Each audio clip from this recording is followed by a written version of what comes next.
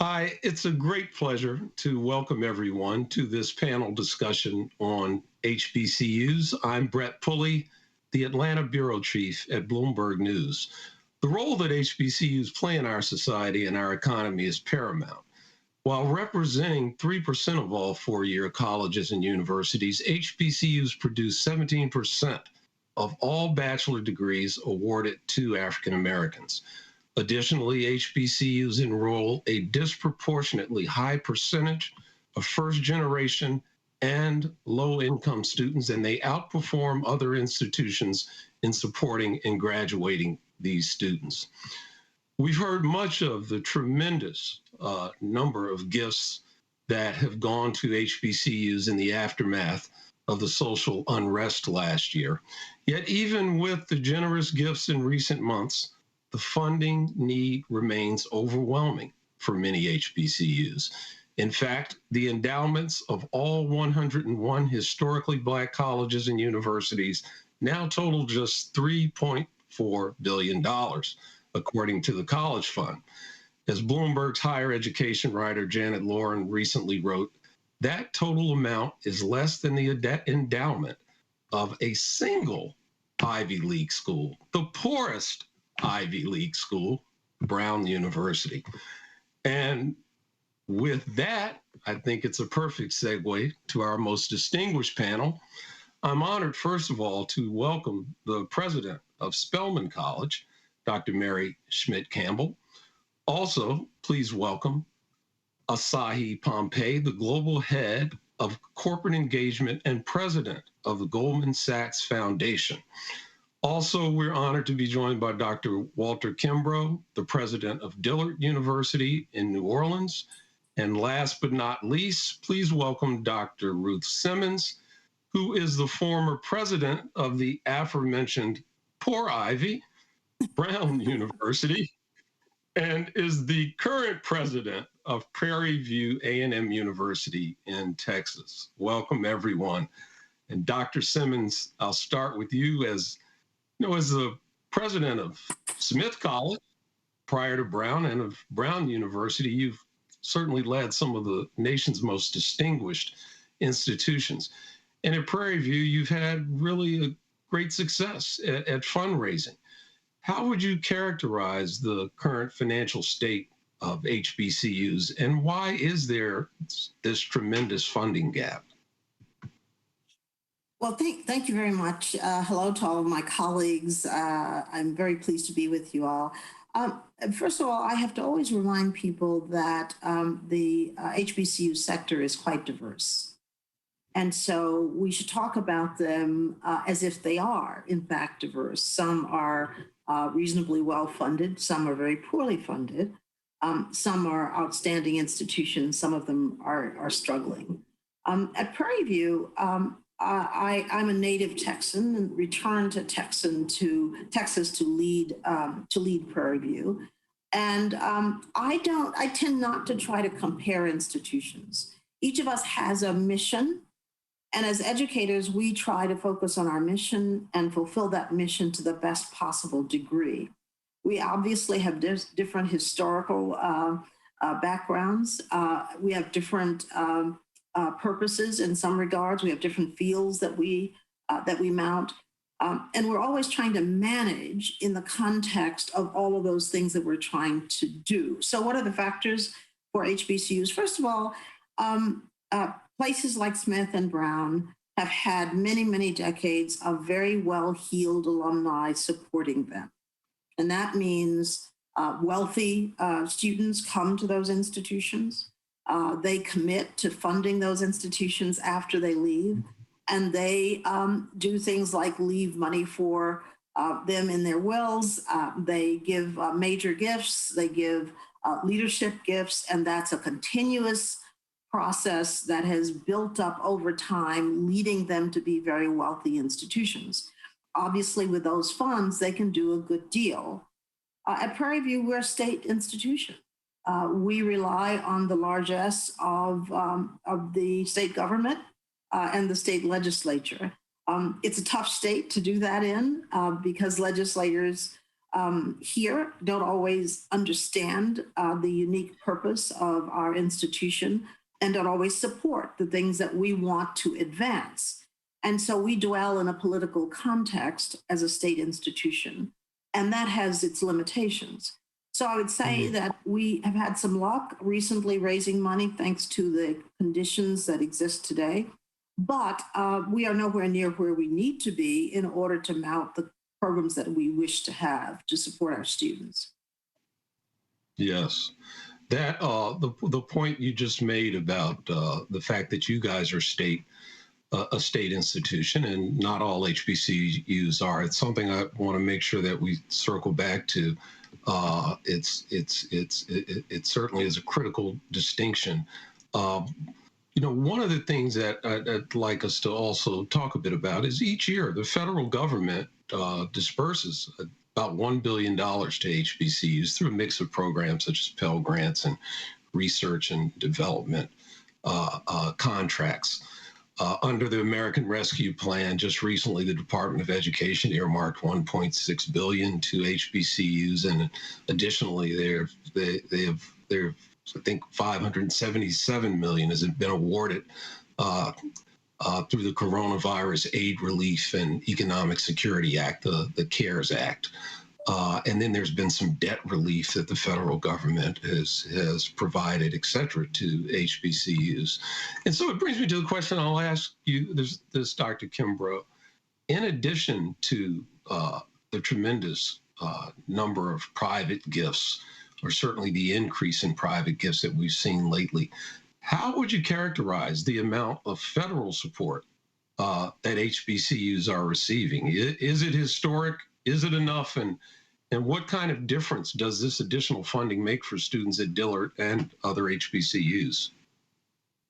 So it is, if you look at it from the historical context, this amount of money is historic. Of course, with some of the CARES Act funding, some went directly to students, as we had in all of higher education.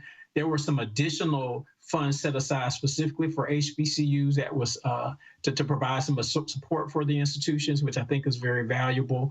The debt relief, of course, we experienced some debt relief based on Hurricane Katrina, but there are a number of institutions that receive debt relief as well. So all of those things are really good for this period of time. I think what we're looking for long term is to say, how then do we institutionalize some of this money for a longer period of time? If you look at President Biden's skinny budget, he really requests a huge increase in the amount of money through the Title III program.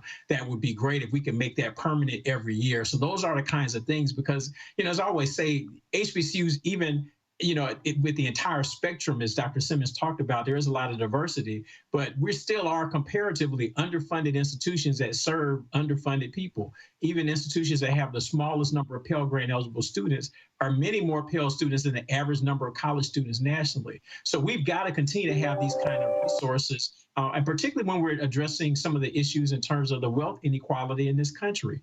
So we've seen in the last couple of years some great investments, wonderful investments, but I think then we've got to continue these. And so with the president's initial budget salvo, if we can continue to build on that, that would be great for HBCUs. Yes. It's almost as if this season that we've been in of great largesse, we don't need it to be just seasonal, right? This is something that the institutions need on a regular basis. Dr. Campbell, as the president of Spelman, you're at one of the HBCUs that has received many of the individual gifts over the past year and a half. I'd like, if you would, to talk specifically about the role that corporations can play in funding higher education at HBCUs. I know that you guys at Spelman received or in some sort of partnership with Google. Can you talk a bit about that and the amount of money and how that evolved? Sure, Brett, I'd love to talk about that. But first, I want to comment on Dr. Simmons' wonderful overview of HBCUs and just underscore what she and also Dr. Kimbrough said about the underfunding that has been historical. because despite that underfunding, despite that wealth gap, that financial gap, what is also striking about HBCUs is that we do have assets. And those assets show up in the form of our faculty who are extraordinarily committed. They show up in the form of alumni who form these steel trap networks all over the country. They show up in the students themselves who come to us with this extraordinary faith. And so I say that to say, when we do get financial investments, the return is tremendous because we already have these assets that are set up for these affirming assets that are set up for student success. It has been gratifying to be a recipient of some of the corporate largesse. Morehouse and Spelman, for example, were able to launch a Center for Black Entrepreneurship with a $10 million gift from Bank of America. And the reason was, it wasn't an episodic gift that was going to fund a program here and a program there. It was actually to endow faculty. We can actually hire faculty who will be at the college permanently and whose gift will give years, decades from now. Google also had a rough start, but then rethought their investment and came back and made unrestricted gifts, generous gifts, $5 million each to 10 institutions, which enabled us to take those funds and put them where we believed they needed to be for the growth and permanent capacity building of our institutions. So I have to say, I'm very encouraged by these corporations that are enlightened and who have this openness to understanding what it means to build capacity. And I think that augurs very well for the future. Yes. Yeah, those the unrestricted gifts are really critical, right? I mean, who knows better than those of you who are running these institutions what the needs are, right? And those that was what was so wonderful about the Mackenzie Scott gifts that we received. They were totally and completely unrestricted. That really was quite extraordinary. And I think it's important to say, just to be honest, it hasn't always been true that these institutions had sufficient confidence in the judgment of leaders of our institutions, that they were willing to do that. Quite the contrary. And so their gifts in the past have been quite limited. They've been small. They've come with all kinds of strings attached because, after all, they're led by people like us. And so, it takes a lot to wash away the blight of discrimination.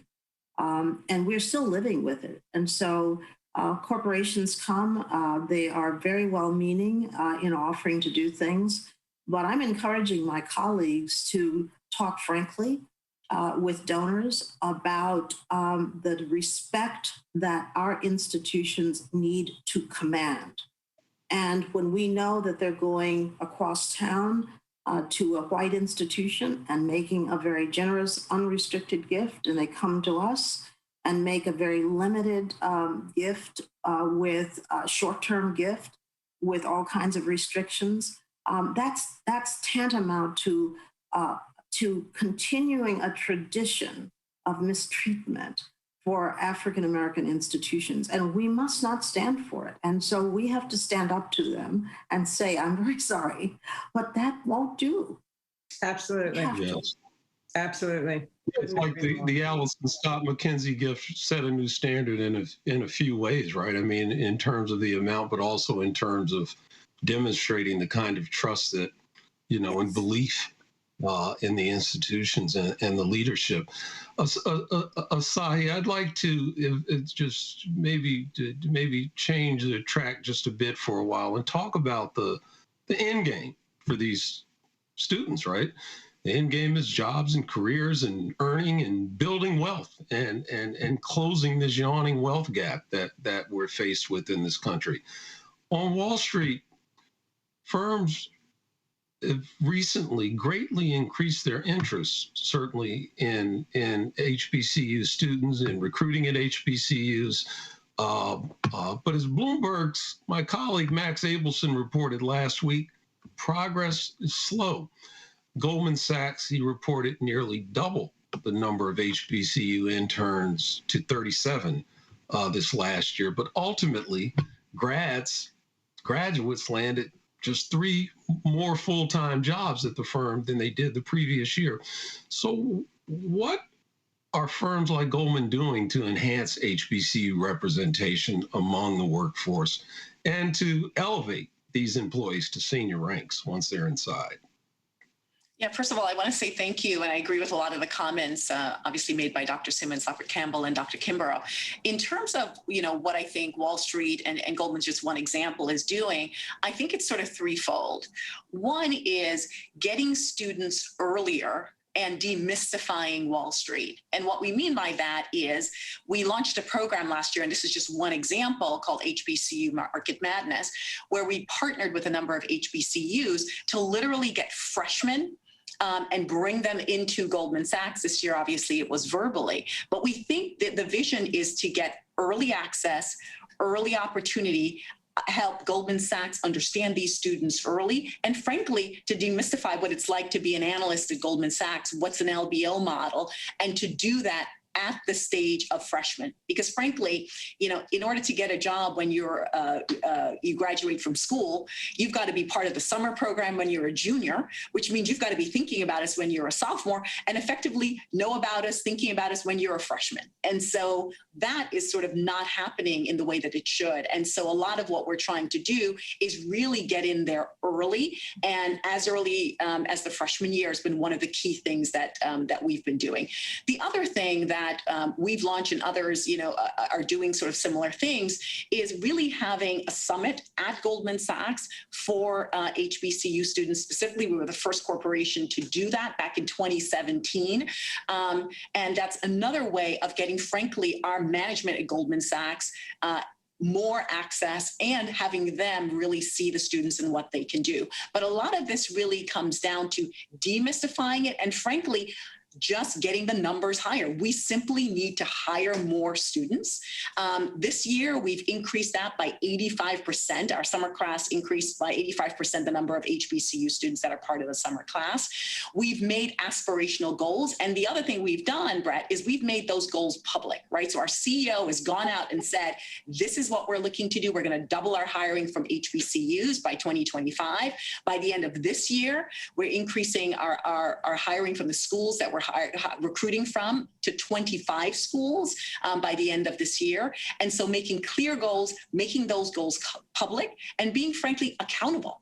Putting yourself out there to be accountable, held accountable internally, because our employees internally are asking those questions, right? Similar to what Dr. Campbell said, that these movements happen internally. That's what we're seeing here as well, where our people are saying, what's our numbers as it relates to HBCU students? How can we make that better? I love the market madness competition that was among the 8 HBCUs and the teams that participated. Not only did the winners benefit, but every single member of those teams really had a chance to understand what that kind of financial analysis, how that kind of financial analysis could pay off. I thought that was a great way to pull them in. And how fantastic that Spelman was the winning team. Yes, that was good too. Throw that in there. Here's one thing I would say. From that program, we already have, as of this morning, I checked on it, 22 HBCU students that have accepted jobs to come to work at Goldman Sachs over the summer. And so we need to we need to scale that. Yes. Asahi, you mentioned accountability. Are you guys tying compensation at all to meeting those goals? Certainly compensation, diversity more generally, compensation is tied to diversity. That's one of the metrics that we look at, sort of managers, how they're managing to those targets. Absolutely, it's part of the calculation. It's great. It's great. And some of those goals are HBCU specific, not just diverse, but HBCU. Yeah. Terrific. HBCU specific. Yes, yes. You know, Dr. Simmons, you mentioned earlier, you made the distinction about Prairie View being a state school. Spelman, of course, is private. Dillard is state, right? No. Is that right, Dr. Kimbrough? We're private too. Oh, you're private as well. I'm sorry. Yeah. So, but it's interesting that I'll tell you, I was a dean at a private school, Hampton University, and I tell you a very quick story that kind of underscores the difference. The school that I was a dean of, the Scripps Howard School of Journalism and Communications, however many years ago, the woman who was the president of the Scripps Howard Foundation arrived on campus. She told the president, Dr. Harvey, I have $10 million. We want to build a journalism school. Dr. Harvey walked out of his office with her. They walked about a half a block. He said, we'll put it right there. Deal was done.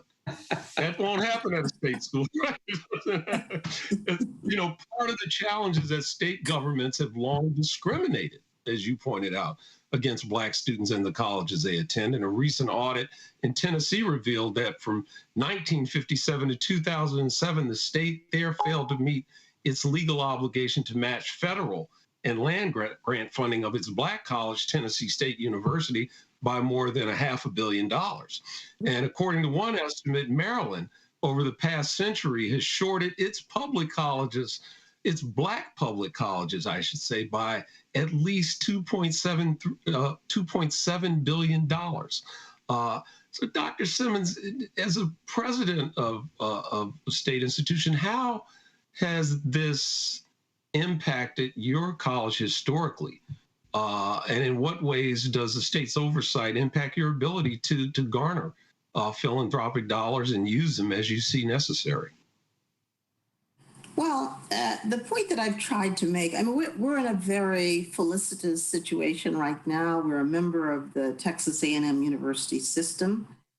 We enjoy considerable support as a part of that system.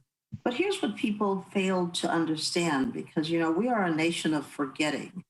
And following the emancipation of slaves and the end of the Civil War, people thought that the righteous thing to do was to simply forget about the history and to move forward. Well, the problem with that is that the losses, the lack of funds get compounded over time. So we were founded in 1876 in the same year that Texas A&M was founded.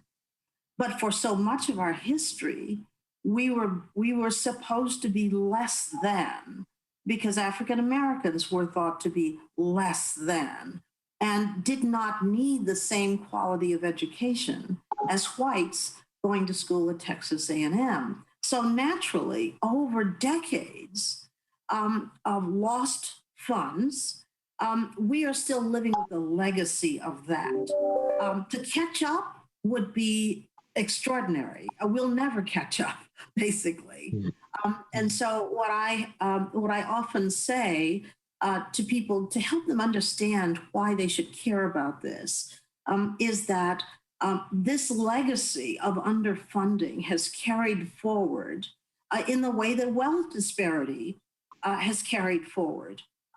Enslaved and without wages, in the follow-up to slavery, not having certain rights to citizenship and not being able to earn what one's talents deserved, all of that led to a compounding of the gap between whites and Blacks. So if you look at HBCUs versus other institutions of similar age, you have to look at the compounding of that difference and understand. So I have charged, in my commencement speech this year to Harvard, I charged institutions like Harvard with finally getting that, understanding that they had had the wind at their back for all of these years, flourishing at will.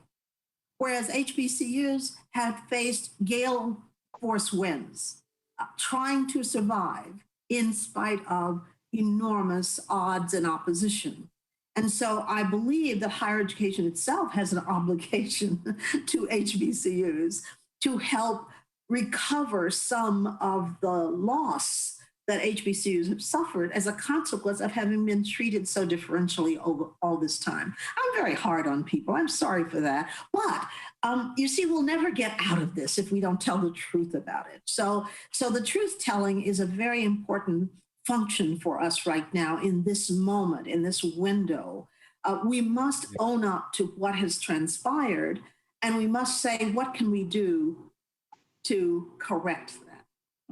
And what makes what Dr. Simmons is saying so enraging is that if you look at the outcomes of HBCUs, they are oversized based on the amount of resources. Just take out the National Science Foundation.gov. Just go to that website and look at the top 20 institutions that are producing our engineers, our physicists, our computer scientists, any of our biologists, any of our STEM fields, and you will find predominantly HBCUs listed there.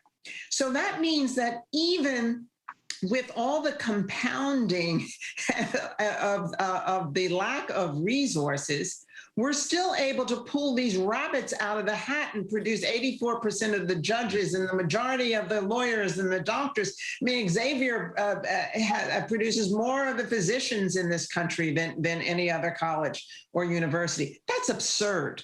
To have colleges that are so under-resourced producing so much of the human capital and intellectual capital of this country. So it says to you, when corporations and individuals and foundations finally have had this awakening, if they make real investments, the returns would be just staggering.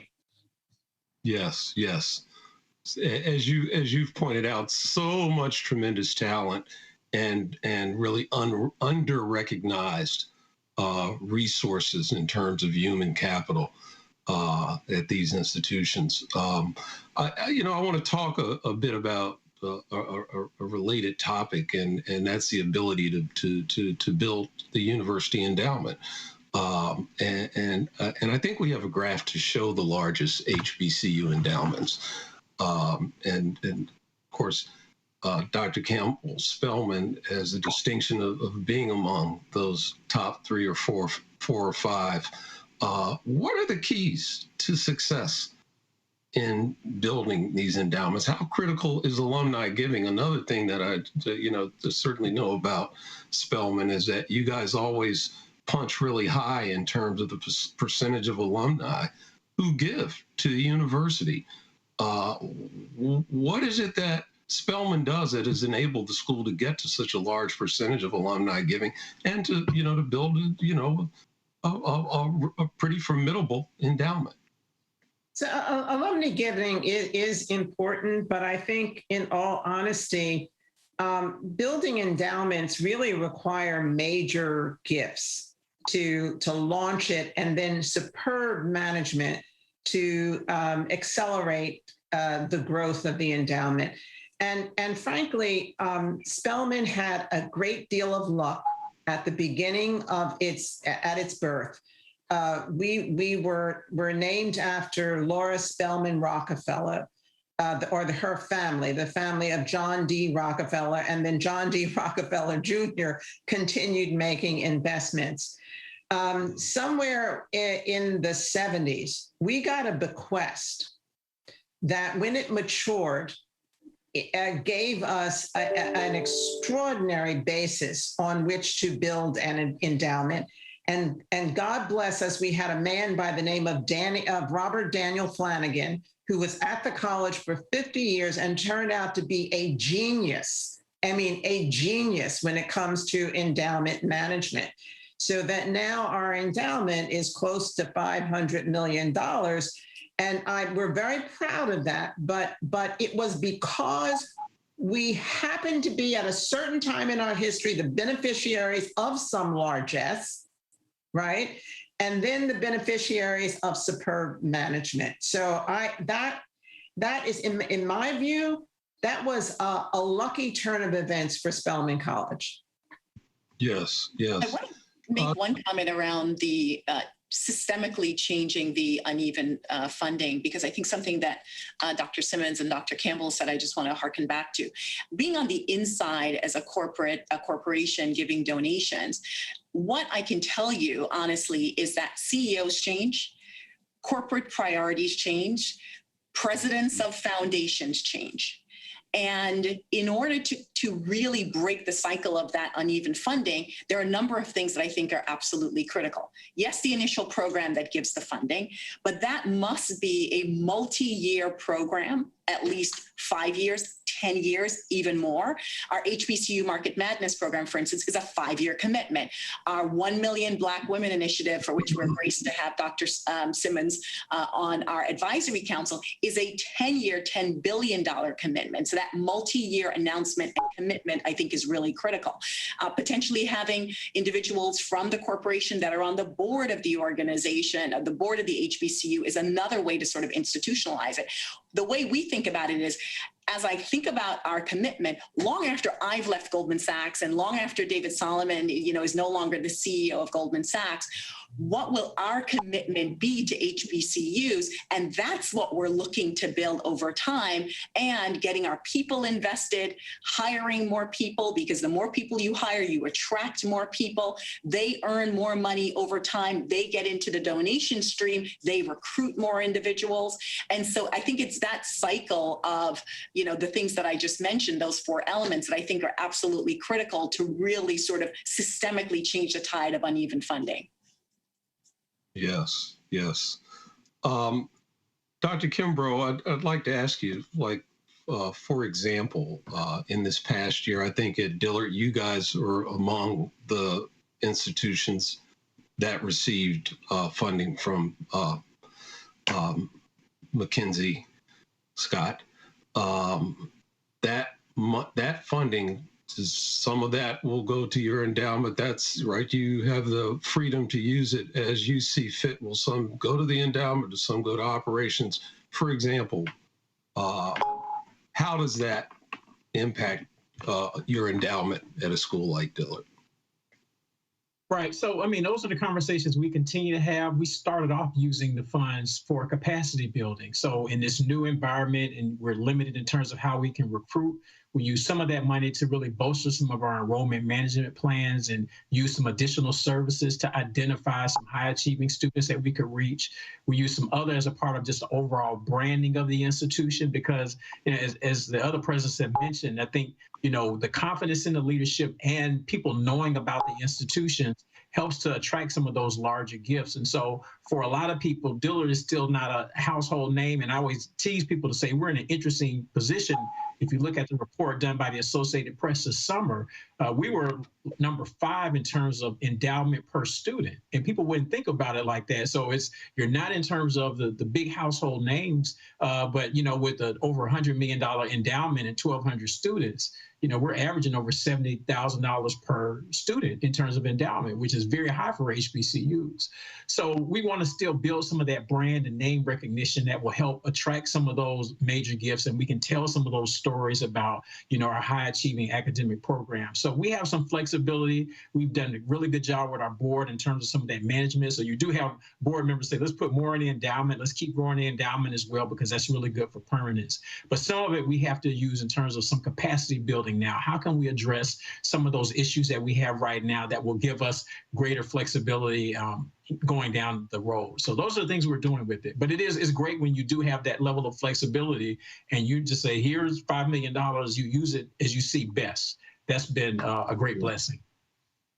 Yes, yes, yes.